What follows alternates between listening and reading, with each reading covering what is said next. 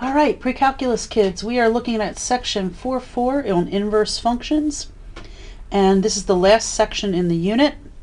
So when I looked at the examples that were on the curriculum video, I noticed that they were a little bit, he started out with some challenging examples. So I wanted to tone it back a little bit and take you to looking at some simpler versions of inverses before you got into the more meaty ones that he was showing you.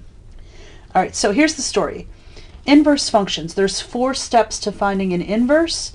The first thing is that you change the f of x symbol to a y, and then you switch the x and the y. Then you solve for the new y, and then you call it an inverse, which is this notation f to the negative 1 of x.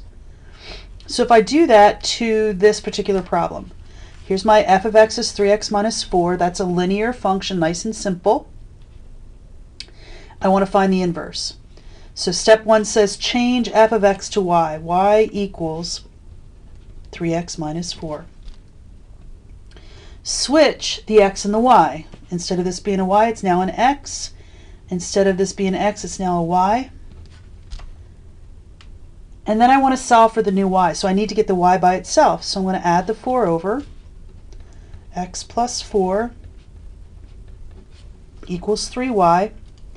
But I don't want 3y, I want y itself, so I have to divide by 3. Now there's 2 ways you can look at this. Y equals x plus 4 all over 3. You could also separate it and make it x over 3 plus 4 over 3. That would be okay too. Then you want to call it, step 4, call it the inverse. The inverse is x plus 4 over 3. Now something interesting about functions and their inverses happens when you fog and goff them. Technically, really what you're doing is you're, I don't know, foffing to the negative 1. This would be f to the negative 1, and then this would be f. So technically it's put the inverse into the original, put the original into the inverse, and see what happens. Let's see.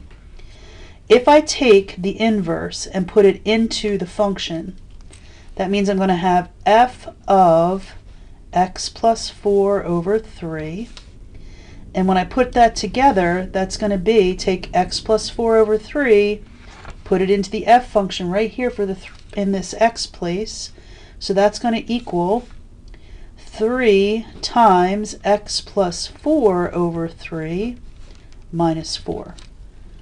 3x minus 4, but the x gets replaced with what the inverse is. And you can see, look at my 3's. I got one out here, I've got one on the bottom. They're going to cancel each other out.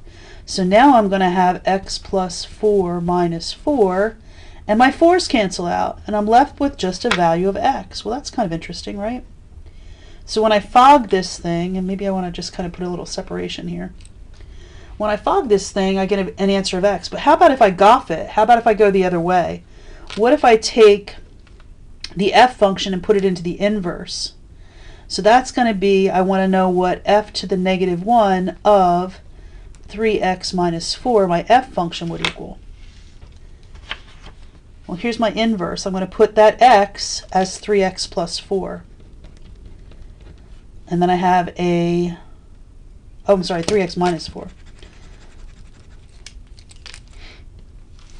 And then I have a plus 4, and then I have that over 3. I'm putting it right in this place. 3x minus 4 plus 4 divided by 3. And see what happens here. My 4's cancel. I get 3x over 3. The 3's cancel, and I get a value of x. And interestingly enough, any time, and this is for every single situation, if you put the inverse into the original or put the original into the inverse, your answer is going to be x. If it comes out to be something other than x, then they're not inverses of each other. Didn't work. Okay. Let's go back to our equations here. I have a 3x minus 4, and I want to make a table of values for the function and its inverse, and I want to graph it. If I put a negative 1 into here, I will have 3 times negative 1 minus 4, that's a negative 7. If I plug in a 0, 0 minus 4 is minus 4. And if I plug in a 1, 3 times 1 is 3. 3 minus 4 is a negative 1. And so I can plot those points. Now, unfortunately, the grid that I gave you only goes between 4 and negative 4 all the way around here. But we can play around with it. It only takes, this is a straight line, and it only takes 2 points to make the straight line. So if I graph this guy, he's going to be 0, negative 4. He's going to be a 1, negative 1. And so I look at this graph, and I would make a graph like this guy.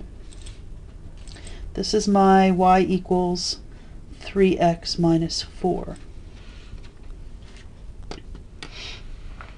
All right, I'm going to change my color, and I'm going to graph the inverse function. Well, the inverse function is, let me pull it down so you can see it, this guy, right? So this is my inverse.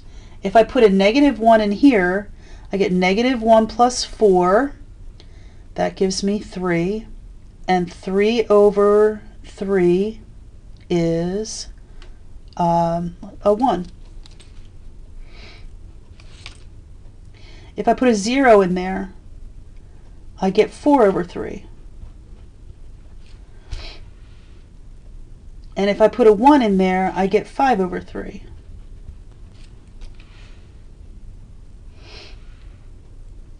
So if I graph these points, I have a negative 1, 1. 0 gives me 1 1/3. I'm going to just estimate where that would be. And 1 gives me 5 over 3. 5 over 3 is 1 2/3, kind of like this, getting bigger there.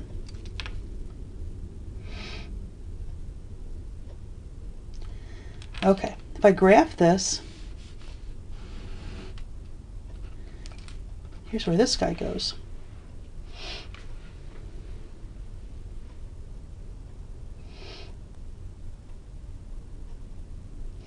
All right, so if I'm looking at these, one of the things that's kind of interesting about these functions and their inverses is that you have them always being symmetric with the line y equals x. And I'm going to put a highlighted line here of y equals x. It goes like this.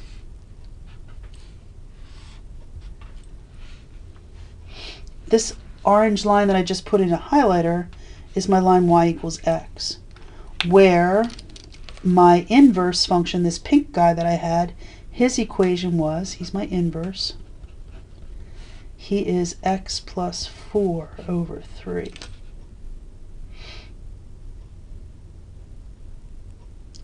All right, some interesting facts about inverses are down here in these bulleted points. Inverses are always symmetric with the line y equals x. In other words, I can fold them over that line. You can see how that looks. In order to have an inverse, the function has to pass the horizontal line test and the vertical line test, because it has to be what's called 1-to-1. Every x and every y has to give you out a unique answer. So it has to pass both the vertical line test and the horizontal line test. Remember how they work. Vertical line test, it can only cross through in one point. Same thing goes with the horizontal line test, it can only pass through in one point. It won't have an inverse if it doesn't do that. So in order for a function to have an inverse, it has to pass, first of all, the horizontal line test, but it also has to be what's called 1-to-1, which means it really needs to pass both the vertical line test and the horizontal line test. All right, so let me take you on a journey with our lovely x squared graph, because he's kind of interesting. We know x squared, right? We know how he looks. He's a happy parabola. We use him a lot. We talk about him quite a bit. Will it pass the vertical line test? Is it a function? Vertical lines through there only pass through in one place, so yeah. Will it pass the horizontal line test? And you say, ooh, no. Yeah, not going to happen. So does it have an inverse? No. It's got to pass both. It's got to have that horizontal line test is really the predominant thing. But what happens if I only look at x squared when it's greater than or equal to 0? What if I only look at the right-hand side of this? Starts at 0, 0, and it's everybody to the right. What if it's just that part? Will that have an inverse? So will it pass the vertical line test? And we say yes. Will it pass the horizontal line test? We say yes. So does it have an inverse? We say yes. And what happens is this right here is restricting the domain. It restricts the domain. So in other words, you're looking at only half the graph instead of looking at the whole thing. Can you find an inverse now? Yeah, you can, because it has one. So we're going to try it. You make y, remember our 4 steps from the beginning, y equals x squared, right? Change f of x to y. Switch the x and y, x equals y squared. And then I want to get y by itself. So the only way I can undo this square is to square root both sides, square root, and that gives me that x equal, actually the square root of x equals y. That would be your equation for the inverse. Now you can check and make sure you got it right by fogging and goffing. So if I did that just for fun, it's really, technically it is f of f to the negative 1. It's your inverse. So if I take the inverse and plug it into the original, that's going to be, take the inverse, which is the square root of x. If I plug that into the original, I get y equals the square root of x squared. If I square a square root, I get just an x. There it is.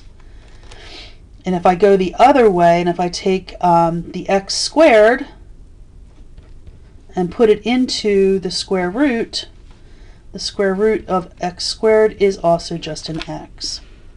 And so fogging and goffing just proves that that is correct. So there's a little quick intro before he gets into his explanation.